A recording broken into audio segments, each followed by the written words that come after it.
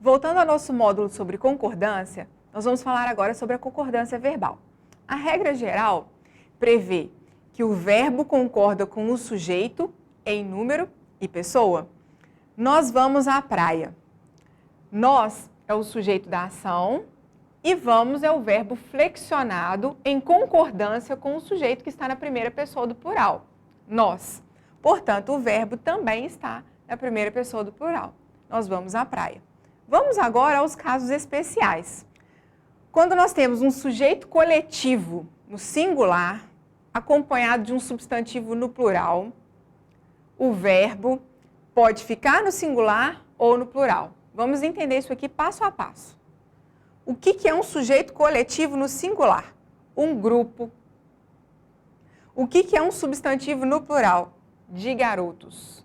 Portanto, um grupo de garotos é o sujeito coletivo com o substantivo no plural. Acompanhado do seu verbo, começou o tumulto. Complemento. O verbo pode ficar no singular, porque está em concordância com o sujeito coletivo no singular, que é um grupo, ou pode ir para o plural, começaram, concordando com o substantivo no plural, garotos. Então, nós temos duas opções de concordância para esse caso. Um grupo de garotos começou o tumulto, o verbo concorda com o coletivo. Um grupo de garotos começaram o tumulto, o verbo concorda com o substantivo no plural. Quando o sujeito é pronome de tratamento, o verbo é empregado na terceira pessoa, concordando com esse pronome. Vossa Excelência conhece bem este caso. Vossas excelências ouvirão toda a verdade. Com os pronomes de tratamento, os verbos vão sempre ser empregados em terceira pessoa, porque nós estamos nos referindo a Vossa Excelência e devem concordar em número conforme estiver flexionado o pronome de tratamento. Se estiver no singular, verbo no singular. Se estiver no plural, verbo no plural. Portanto, fica, Vossa Excelência conhece bem este caso. Vossas Excelências ouvirão toda a verdade. Em relação às expressões a maioria, a metade de, parte de, mais um substantivo no plural. Como que vai ficar o verbo? Ele pode ir para o singular ou concordar com o substantivo no plural. Vamos ver passo a passo. A maioria de, a expressão, mais um substantivo no plural, os brasileiros, vive na pobreza. Vive está no singular, concordando com a maioria de, a expressão partitiva. A maioria dos brasileiros vivem na pobreza. O verbo pode ficar no plural, concordando com o substantivo no plural. Ok?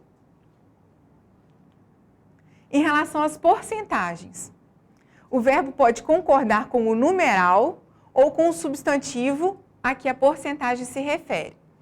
40% da população apoiam a política econômica. Observem que a porcentagem é 40%, nós temos o substantivo singular população.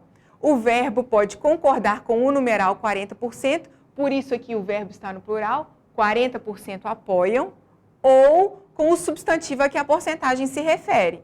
40% da população apoia a política econômica. Nesse segundo caso, o verbo está no singular, porque está concordando com o substantivo população, que também está no singular. Se ele estivesse no plural, como nesse terceiro caso, 90% dos alunos foram aprovados. O verbo pode ir para o plural. Este verbo pode estar concordando com a porcentagem, que é 90%, ou com o substantivo, que é plural, alunos. 90% dos alunos foram aprovados, ok? Sujeito composto anteposto ao verbo. O verbo fica no plural. Cão e gato é o sujeito composto, ele tem dois núcleos, cão e gato, dormiam lado a lado. Porque temos um sujeito de dois núcleos, o verbo fica no plural. Se nós tivéssemos um sujeito de um núcleo, se fosse o cão apenas, o verbo ficaria no singular, dormia. Agora, se o sujeito composto está posposto ao verbo, o verbo fica no plural ou concorda com o núcleo mais próximo. Olha os exemplos. Viajaram a mãe e a filha, viajou a mãe e as filhas. No primeiro caso, viajaram está flexionado no plural porque concorda com o sujeito composto por dois núcleos, mãe e filha. No segundo caso, viajou está no singular porque concorda com o elemento mais próximo, mãe, que está no singular. Se nós tivéssemos filhas próximo ao verbo viajar, o verbo ficaria no plural. Viajaram as filhas e a mãe. Nesse caso, ele estaria concordando ou com o elemento mais próximo, que está no plural, ou com os dois núcleos desse sujeito composto, as filhas e a mãe. Quando nós temos pessoas gramaticais diferentes, primeira, segunda e terceira pessoas envolvidas num sujeito, o verbo sempre vai estar flexionado em relação às pessoas que predominam na sequência. Primeira, depois a segunda e, por fim, a terceira. Observe esse caso. Tu, eu e meus filhos partiremos hoje. Nós temos um sujeito composto por três núcleos. Tu, eu e meus filhos é um sujeito composto. O verbo estará flexionado no plural, mas na primeira pessoa do plural, porque predomina sobre todas as pessoas a primeira pessoa do discurso. Por isso fica, tu, eu e meus filhos partiremos hoje. Se nós não tivéssemos a primeira pessoa nesse sujeito composto e tivéssemos apenas a segunda e a terceira pessoas, o verbo concordaria no plural, porque se trata de um sujeito composto, e se flexionaria de acordo com a segunda pessoa do discurso. Quando o sujeito é composto, resumido por palavra ou expressão no singular, o verbo fica no singular. E algumas vezes, principalmente na literatura, nós enumeramos um sujeito composto por vários elementos e depois resumimos esse sujeito. O verbo vai ficar no singular, concordando com essa palavra resumitiva. Observem um exemplo, olha, o frio, a fome, o cansaço. Nada o impediu de terminar a jornada. Nada é a palavra que se refere a frio, fome e cansaço. O verbo vai concordar com essa palavra resumitiva, que engloba os três núcleos do sujeito. Porque ela está no singular, o verbo fica no singular. Nada impediu de terminar a jornada. Vamos falar agora especificamente da concordância do verbo ser. Quando o sujeito é nome de pessoa e o predicativo é nome de coisa, o verbo vai ficar no singular. O sujeito sempre prevalece sobre o objeto ou sobre a abstração da sentença. Vamos entender isso com calma. Vitor era as alegrias da casa.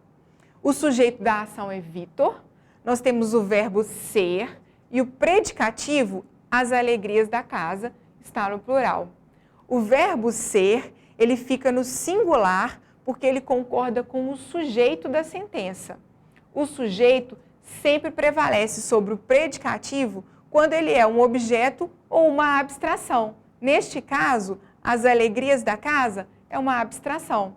Por isso, o verbo fica no singular, concordando com o sujeito, que é pessoa. Vitor era as alegrias da casa. Nas indicações de horas, datas e distâncias, a concordância se fará com a expressão numérica. Fiquem atentos a isso.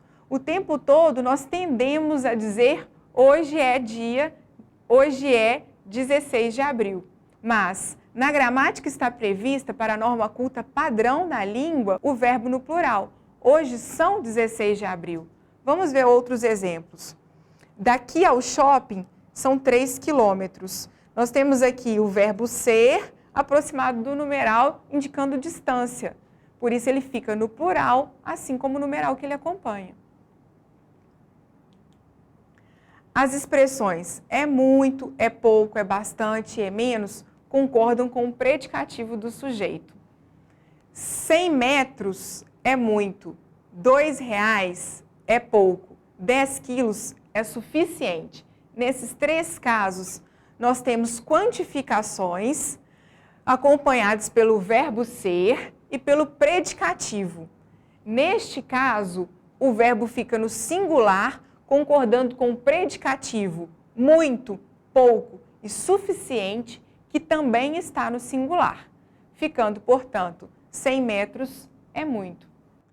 Verbo com índice de indeterminação do sujeito. Vamos relembrar aqui o que é o índice de indeterminação do sujeito para entender esse caso.